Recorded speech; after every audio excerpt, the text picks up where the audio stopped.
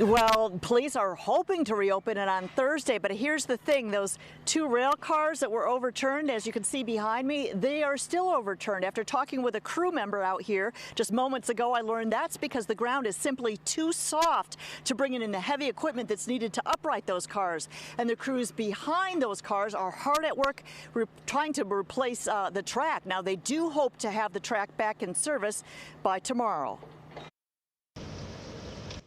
2 overturned rail cars can still be seen off of Oldfield Road after an Eastern Alabama Railway train derailed 5 rail cars in Sylacauga Tuesday afternoon. 3 of the 5 cars remained upright, according to railway spokesman Tom Chuba, who says the rail cars were carrying crushed limestone. He says they expect to have the scene fully cleared sometime tomorrow. Sylacauga City Schools kicked off their summer learning program on Tuesday.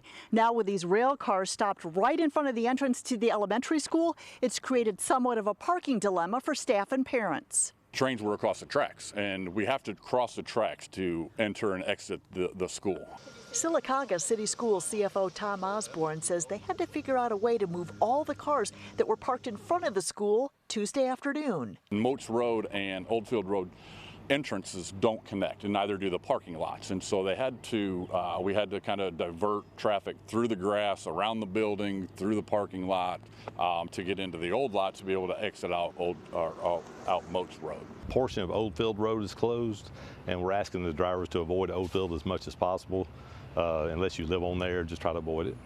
Barry Carter, whose family lives on Oldfield Road, says she hasn't gotten any updates from any officials about what's going on right outside her front door. We would like an update of when it would be, because we did have a lot of workers and loud equipment out here last night. All through the night, the dogs were barking. She says this isn't the first time this has happened. The last time it happened down at Moats Road. The train cars were not backed up this far.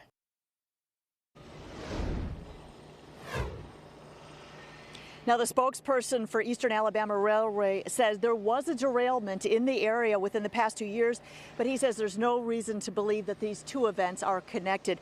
Now, again, they are working to try to repair that track. I just spoke with a crewman who says they hope to have the track actually restored tomorrow.